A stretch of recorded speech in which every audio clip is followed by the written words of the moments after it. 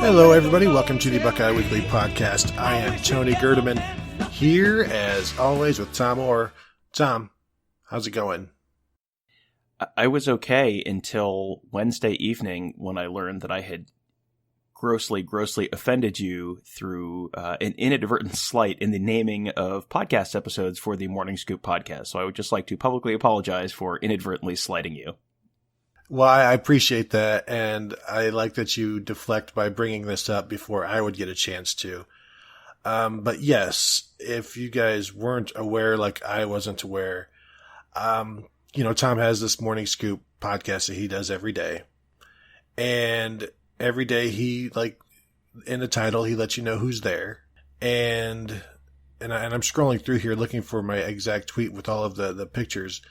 But, on the one day that I wasn't there is the only day that you don't tell people who was on the show.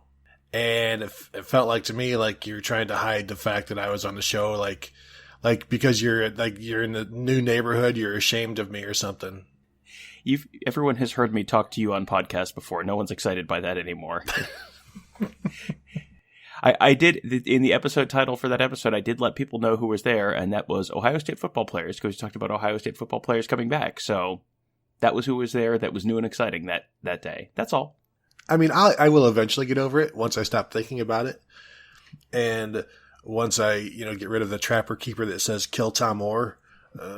But, it's no big deal. It's fine. I'm sure it won't be the last time it happens. I'm sure it'll happen to everybody else. I'm sure Mark Givler and Bill Green and Kirk Barton and all those guys will have to suffer the same fate that I did at some point. I don't know when it'll be, but probably soon. But enough about me. I don't want to talk about this anymore because now I'm supremely angry. Time we decided for the next couple of shows, we're going to do some listener questions because I think we've pretty much covered Arrival Day. And I don't know how much more time we could cover it. Yeah, we've pretty much discussed all of the players walking past us and then walking past us the other direction carrying stuff, and the coaches walking in and breaking down Ryan Day's lunch order. So yeah, I think we've probably beaten that horse as much as we can, and it's time to do some audience service. Let's answer some questions. Yeah, let's do that. Let's go ahead and start. All right, first one from @Suncard19. Can you two make a case for why this is absolutely the year of the tight end? Tom, I cannot. However, when, talking to Ross Fulton, he's pretty high on Jeremy Ruckert as one of the top 3 options this year in the passing game. So that says something to me. We know Ruckert is a different kind of guy who can be a matchup problem. I still think he's going to lose snaps to Luke Farrell, so that's not great. I think the Buckeyes have 2 of the best tight ends in the Big Ten, but there's also a lot of skilled receivers who are going to get the ball instead of them. Right, and this is something we've discussed on episodes pretty recently. If you're going to play 3 wide receivers and a running back, you can't play 2 tight ends, and they would probably like to play 2 tight ends a decent amount, but they also have a ton of good wide receivers. So I guess if you're going to make a case for this being the year of the tight end, maybe they don't end up with someone they're thrilled with at X, and they have to move Garrett Wilson over to X, and then they just play, an X and a Z and don't play an H as much, kind of similar to what they did last year when KJ Hill wasn't on the field, and then you get 2 tight ends out there. Maybe but that's even still, the case. Yeah, I mean, we saw it last year. I mean, was that the year of the tight end?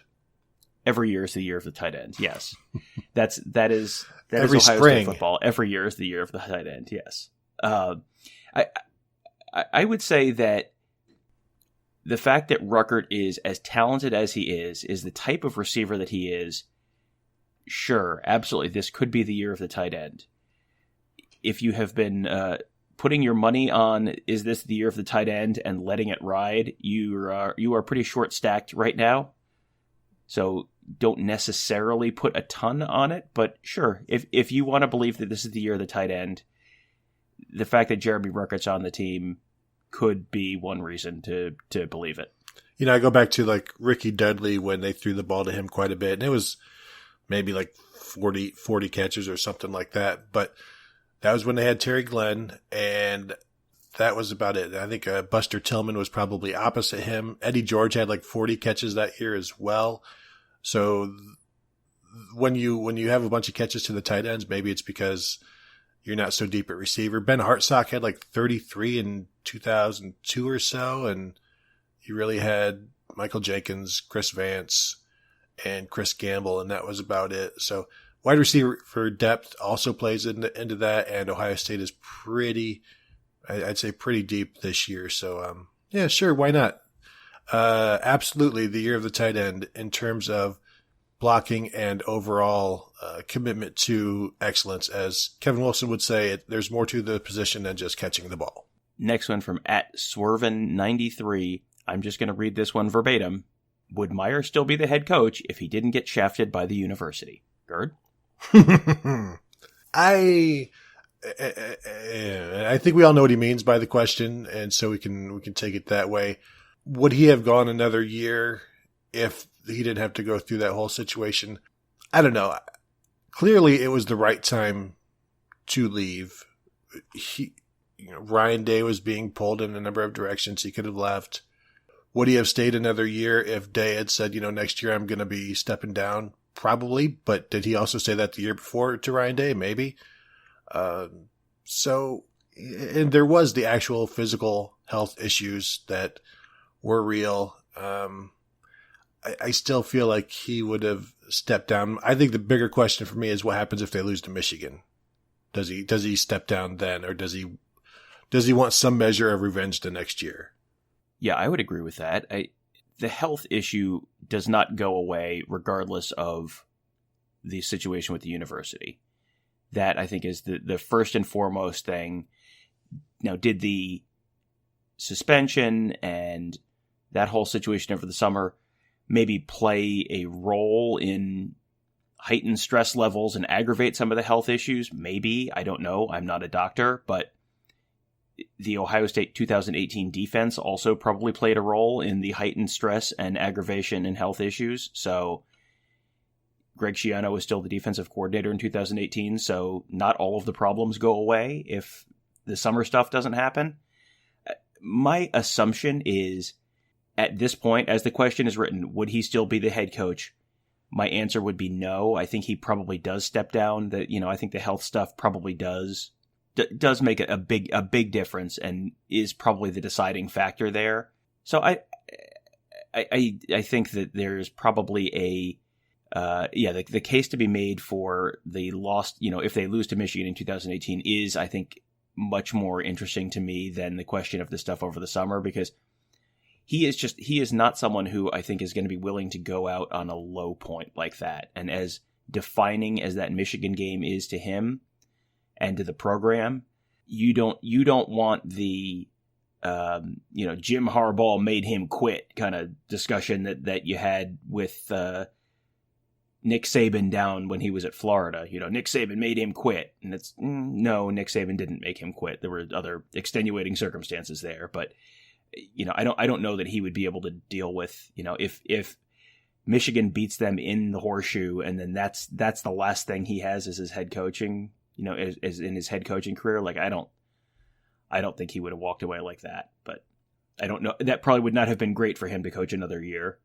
He sure seems happier and more relaxed and everything now than he did in the 2018 season. So hard to say that was a bad choice. Next one from Jay Croninger. How will the addition of Coach Coombs as defensive coordinator affect the defense? Will he be calling the defense or just coaching the secondary? Bill Green had a good post about this on the message board about how it worked last year with Jeff Hafley calling the pass plays and Greg Madison calling the run plays, and Hafley having the final say as the defensive coordinator. And would expect the same thing would be the case this year, where Coombs handles the pass, Madison handles the run, and Coombs has final say. There's been some talk about where will he be. I know he wants to be he wants to be on the field. So that would probably Madison and Barnes. I think we've talked about this before. Maybe Madison and Barnes go upstairs because, again, Madison has one position he coaches, and that's the outside linebackers and slash bullets. And Al Washington can probably handle that, or somebody at GA can handle that. So I think the biggest effect for me is that Coombs has no experience calling the plays, calling this defense. And, sometimes doing it from the field can be hard because you don't have the vantage point. So you have to rely on everybody else telling you about the stuff that you can't see. And it moves quickly. So, yeah, I think it'll go fine. Mark Snyder was once thought to be a bright defensive mind until he became a coordinator, and you saw what happened. And but that's just one example. It would be hard for me to think the defense is going to be better this year, but that's also, Tom, because of the loss of personnel as much as the loss of any coach. Right. I mean, losing Chase Young, losing Devon Hamilton, losing Malik Harrison, losing Jeff Okudah, losing Damon Arnett, losing Jordan Fuller. Those are all guys who were all Big Ten caliber players, at least at times during their careers at Ohio State. And so that's half of your defense basically there, just gone. There's a lot of turnover. There's a lot of changes. If they can keep the structure of the defense and the general overall concepts of the defense consistent, and this is something I talked to Ross Fulton about on the Morning Scoop on Wednesday this week, it seems like they're set up. They still have the talent. They're set up to succeed. There are certain places that, if you tell me how Josh Proctor's season goes this year, that'll tell me a lot about how the Ohio State defense plays this year. And if you tell me how, Cameron Brown and Sevyn Banks do in terms of stepping up at the corner positions to fill those shoes of Okudah and Arnett, that'll tell me a lot about how this season goes. But they have the pieces there in place to have another really, really good season. And I don't anticipate that Kerry Coombs will be the failure point there if something goes wrong. I think there's other stuff that could go wrong that could make this team take a little bit of a step back. And they could take a step back and still be a pretty darn good team, because last year's defense was pretty insanely good all season long. Yeah, I mean, if you're number 13, you get the 13th best defense instead of the first best. I mean, I guess that's a fallback, but it's still pretty good and pretty acceptable. Next one from RAH. Who are your favorite people on the team to interview? Tom, we could probably do like a 3-2-1 countdown and say the same guy. Well, I will tell you that I have a type for sure. I sat down and started listing. And I'm like, oh, a whole bunch of these guys are from the same position group. That's interesting. I am a big fan of offensive linemen. Offensive linemen always have just, if an offensive lineman has any personality at all, they are for some reason always the best interviews. I don't know why that is. I don't know if it's just that they're not prima donnas. They're just kind of matter of fact and will just kind of tell you how it is. But yeah, Josh Myers, Wyatt Davis. Last year, Jonah Jackson was great. I have not yet talked to DeJuan Jones. I didn't talk to him at any of the media days at the Fiesta Bowl, but I am very much looking forward to talking to DeJuan Jones this year. And then on the other side of the ball, Robert Landers was obviously a longtime favorite of this podcast and most other folks on the beat last year. So it's a lot of the guys in the trenches to me. What about you? The entire offensive line, if you look at like the starters, assuming Nicholas Petit, Frere, and Harry Miller are going to be starters, all five of those guys will just carry on a conversation, and there are no short answers, and you can have a bad question and they'll give you a lengthy answer. And as writers and reporters, that's what we're looking for. We need quotes, and they'll just keep talking, and what they say is meaningful and it's thoughtful, and it's not, 2-word answers of yes, sir, or maybe I don't know, or that's above my pay grade. None of that. They'll talk, and Wyatt Davis is great. Him and Josh Myers were the two representatives that we've talked to on the team so far about the whole COVID-19 situation, and both of those guys are so introspective. And every time we talked, like the first time we talked to Wyatt Davis, I mentioned to Jerry Emig, the Sports SID, is like, the OSU SID is like, wow, that guy, he gets it and he's smart. And that was, a year or two ago. And there's players that you talk to and you can tell like they don't really want to be there. They don't really have a lot to say. But these 5 offensive linemen, and then you look behind them, like Parris Johnson, I think was very talkative at, on signing day. Gavin Cupp will talk. Enoch Vamahi, I'm sure, has plenty to say. He's got a different experience than a lot of guys. And you mentioned DeJuan Jones. I'm sure he talks, I'm sure he's going to be a guy to talk to. Jonathan Cooper's always good to talk to. He'll go on. And I don't mean he'll just go on, but like he'll be there and he'll stay with you and he'll talk. Justin Hilliard is the same way this spring.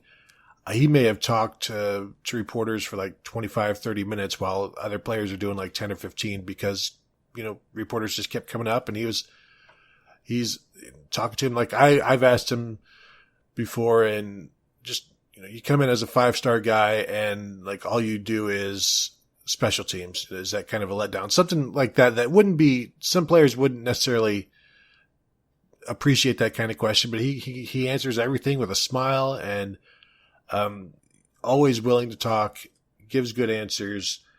I feel bad for Tough Borland because it's not that he'd rather be anywhere else in the world. I think the questions that he gets sometimes are more like, how does the criticism bother you? And it's stuff like, you don't want to talk about that. He's just a football player and would rather be talking about football with football people than reporters who are going to ask him about, hey, did you see what somebody tweeted about you? Yeah. Just to go back to the offensive line for a minute, Harry Miller, I listed like 4 offensive linemen and didn't list Harry Miller. Harry Miller, we interviewed once last year, I think, and was an absolute delight. You'll talk to him and it's like, wait, why are we talking about Nicaraguan politics? Like, how did this? We were just talking about Indiana. What is going on here? Yeah, he's great. Nick Petit Frere was the one guy who on the workout day, the first workout day earlier this week, Nick Petit Frere was the one who just stopped and just kind of shot the breeze with everyone for a while and was talking about pulling down the gutters and on his parents' house and trying to work out and all the difficulties they had there. And, that was very explicitly a no interviews thing. So this was not like a paparazzi thing where people were shouting questions. He just stopped on his way out and just wanted to talk and just see how everyone was doing and just catch up, I guess. It was, so yeah, he's on that list as well. So yeah, the offensive line, if we had the offensive line every single time we talked to our players, I would be completely fine with that this year.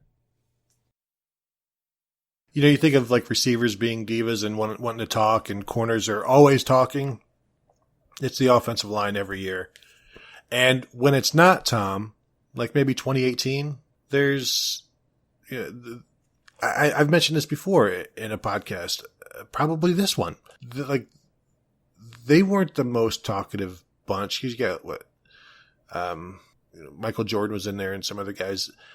It's almost like the more confident they are talking, the more confident they are running the ball. I don't know. There's some correlation there, and maybe I'm hammering it in there and square peg round hole. But my theory is, if they're talkative, they're runative. You may be running into a little bit of a correlation causation thing there, but could also be square peg no hole. There you go. Next question. There you go. Next question from @BurnerAccount69. I'm having a hard time understanding this calculation. Any help? Reggie Bush plus $300,000 minus Heisman equals victim of a corrupt system. Now, I think I have probably railed on the NCAA plenty in the past. So, do you want to share your view of this first? Well, I think the further we get away from something, you feel less heated about it. Also, when there are more important things going on in the world, you feel like, you know what? Let's let bygones be bygones. And was this really, is getting a house or a bunch of cash really all that bad? And it sure seemed bad at the time. And we go back to, somebody covering Ohio State or Buckeye fans will always go back to Tatgate, and those guys were the worst humans on the planet. And Jim Tressel, did you ever hear about the raffle for shoes? That guy should be in prison.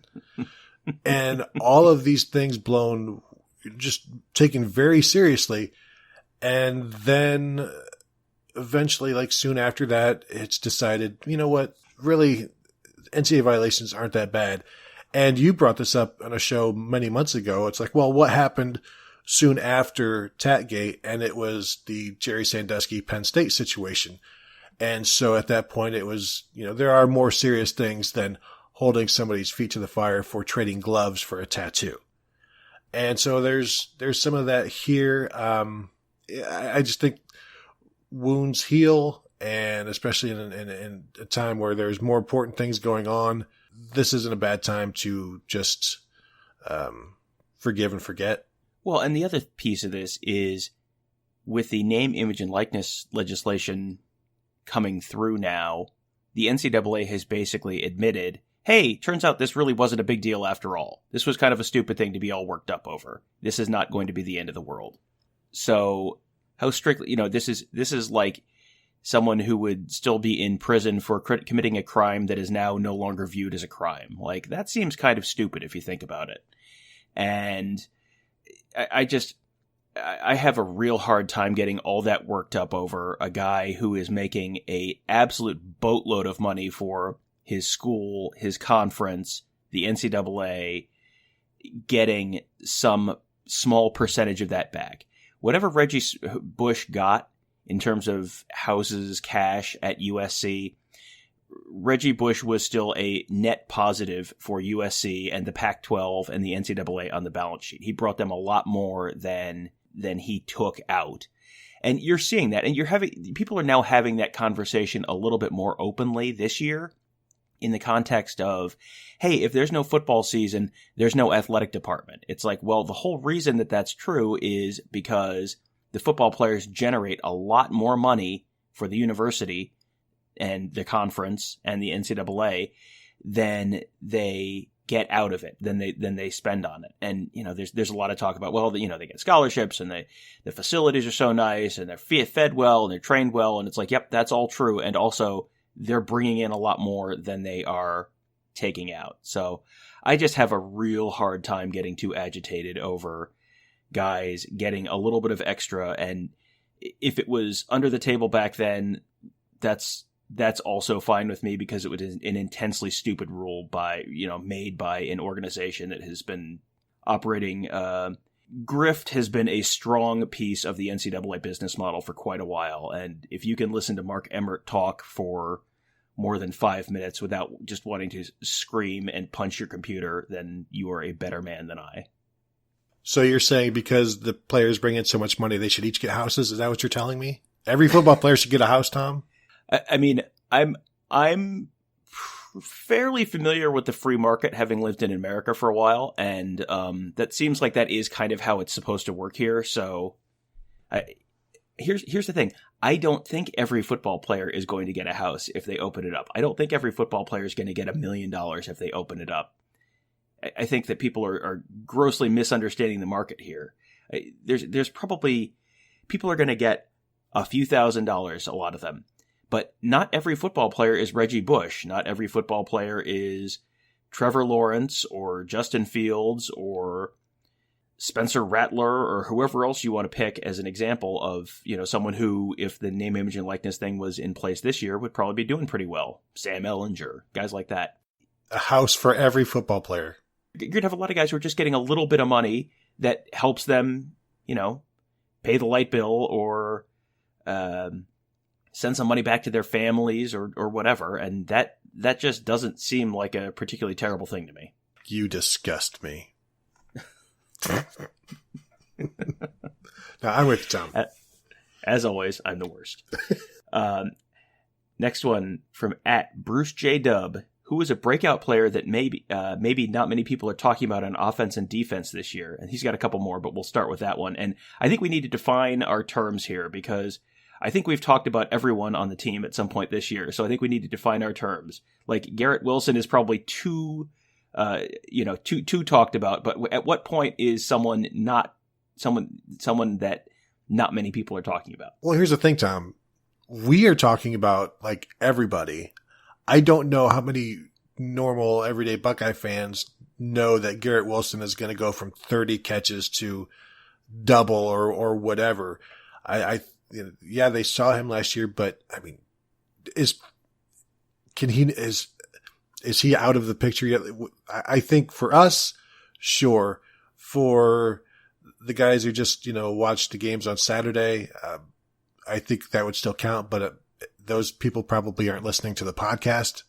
So I guess we should view this as our podcast listeners would. And so they definitely know about Garrett Wilson. So now you got to take him off the table. Got to take, Master Teague is off the table. I think Jamison Williams is a good one, on offense, and any of the freshmen. I still think Jackson Smith and Jigba is going to have a Garrett Wilson freshman year with 30 catches, 432 yards, and 6 touchdowns, something like that. We talk about so many people, Tom. It's hard. It's hard to who are we talking about that nobody else is? I don't know that that's anybody. Like Harry Miller is going to be outstanding. Possibly all Big Ten. I don't know that enough people are talking about Josh Myers, who should be an All-American this year. So it's hard for me. Like, who are we not talking about? Right. And that's the thing. Like, Harry Miller was the name that was on my list that was someone that I think would qualify for this, because I don't think a ton of people are talking about him, but I feel like we've talked about him a whole bunch as someone who, like, yep, he's going to come in and be really good right away. So I don't know if that qualifies or not. A lot of the names you listed were names that I had: Jamison Williams, Jackson Smith, and Jigba. Those are all guys. The other name I have is Marcus Crowley, who was looking real good last year before he had that knee injury against Maryland. And, there are kind of two questions here. One is the health of the knee and, where is he going to be in terms of his rehab and recovery and getting back on the field. The second piece is you've got Master Teague, you've got Trey Sermon. How many carries is he going to get even if he is healthy to be a breakout player? But he's someone that I would put a little bit of money on him turning into a star at some point in 2021 or 2020 or 2021, just kind of depending on when he gets the opportunity to get on the field. I'm still not convinced that he isn't the best running back on the team, and I'll need to see more from everybody before I am that he's not or isn't. I'll go. You can have Harry Miller. I'll take Jamison Williams. Defensively, we talk about all of these guys. I think Justin Hilliard is will be maybe like a Swiss Army knife and be out there quite a bit when, they do their 4 linebackers, or sometimes he's a Sam. And I know most people know him, but I think we might see more plays out of him this year, which would be a great way for him to end his 18-year career. The only player who still played with Eddie George, who's still on the team. Yes, he's had quite a run at Ohio State. I've got 4 names here, and Tehran Vincent, I think, is the one that is, to me, the biggest potential standout. He came in as a 5-star. He's going to have an opportunity to start at that 3-tech spot, and missed all of last year with a shoulder injury. But I think people forget, as a true freshman in 2018, he had a sack in the Big Ten championship game against Northwestern. That's a pretty good indication that they had a pretty high level of trust in him at that point. And with another year under his belt and the opportunity to come in and start, I think he could be a pretty big standout. The other 3 guys are all in the secondary. Josh Proctor, who is going to be the starter and is someone who I think everyone has been waiting to see, and he's been stuck behind Jordan Fuller for a couple of years, but he seems like he's going to break out. And then either Cam Brown or Sevyn Banks is going to be a first-round NFL draft pick in a year or two, so it's just a question of which one of those guys, or is it both? You said it well, Tom. Let's continue with the rest of the question. Okay, next part of the question, and I sort of I already addressed this part, so you can share your thoughts. What kind of season do you see Tehran Vincent having? My answer: good. It's almost like Bruce here asked the question and then provided the answers he wanted us to talk about. So we'll do that. But I could see Tehran Vincent having a Draymond Jones type of redshirt freshman year, and maybe not like the 50-odd tackles, but 30-some, because he's an active guy and he's athletic and he's agile and he gets up the field quick. So he's going to be able to chase plays down, you would think. And so say like 30 tackles and 6.5 tackles for loss, 3 sacks, something like that, where he will be making some plays in the backfield. He'll be chasing some plays wide down the sideline and just being there, stopping the run at the line of scrimmage. So I think he's going to do pretty well. I think he's more explosive than Haskell Garrett. Maybe Haskell Garrett is maybe the better, just consistent run stopper. We'll see. We haven't really seen enough of Vincent to know what kind of run stopper he is, but I think we'll see plenty of that this year. And the last one is, does Jamison Williams catch 6 or fewer touchdowns in 2020? 6 is, it's funny, you said 6 when you were talking about him earlier. 6 is exactly the number I had in my head for him, because that just seems like that's where Ohio State receivers end up a lot. Like it seemed like every year Austin Mack and Ben Victor ended up at 6 or 7 touchdowns. Like that's just, with as much as they spread the ball around, even when they're throwing 50 touchdowns, you're spreading it around to like 9-10 different guys, so everyone ends up with like 6 touchdowns. So just because of the number of different receivers out there, and the fact that, if Jamison Williams is going to be splitting time at Z with Chris Olave, who is, also pretty good, I don't think he's going to get enough snaps to put up, 12 touchdowns this year or anything like that. But yeah, he could have a pretty darn good year as a sophomore player and be in that, 6-ish touchdown range. And that would be a pretty darn good year. And then when Chris Olave is in the NFL next year, then it's Jamison Williams time. So if we put the touchdowns at 6.5, you're going to go under? If I actually have to put money on it, I probably would not bet that, because that's right where the line is. If it was 5.5, I would say over. At 6.5, it's like, yeah, it's going to be either above or below that number. And I'm not real confident in where that would be. I'm feeling 6 to 8, and I would probably, just to be the Stephen A. Smith of you, I would say, no, I'm going to go over. And, cause there'll be a game where he has 2 touchdowns. There's going to be some third and fourth quarters where maybe he gets loose. So I like that possibility of more than 6. So that's where I'll go on that. Tom, we can go ahead and wrap this show up if you've got anything else you wanted to finish with or address.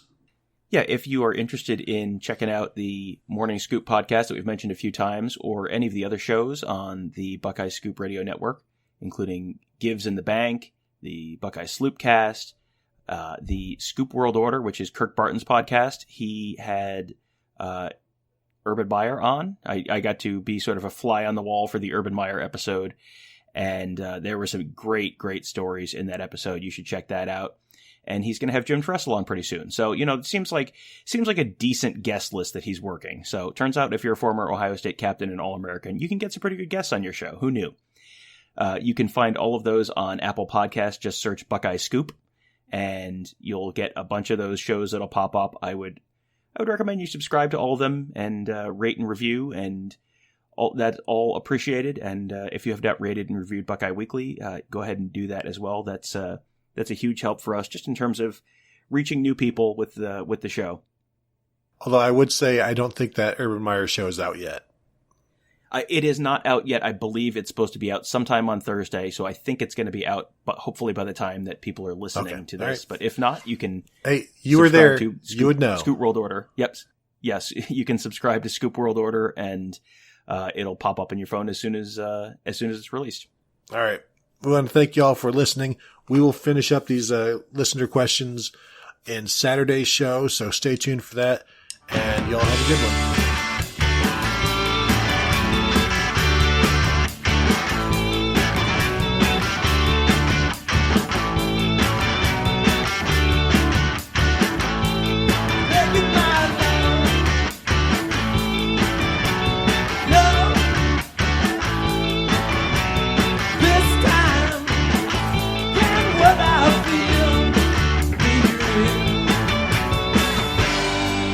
you threw away the motel key. I wish it never meant nothing to me. Say you will, now say you will. Oh yeah. Say you will, now say you will. If you tell me that tomorrow's alright, we could steal a car and leave tonight.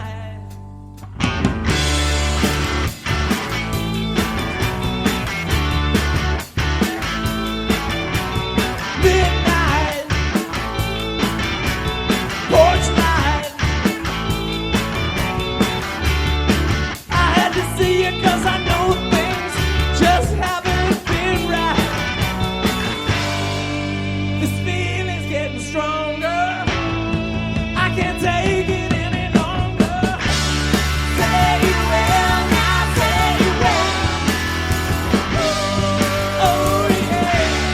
Say you will, now say you will. If you tell me that tomorrow's alright, we can steal a car and leave tonight.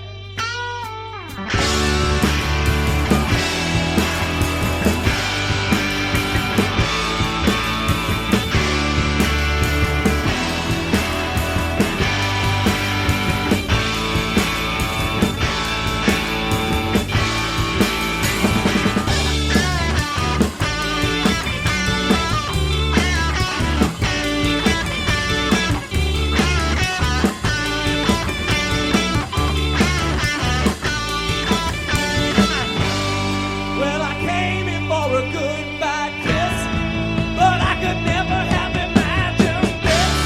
Say you will, now say you will. Oh yeah. Say you will, now say you will. Say you will, now say you will.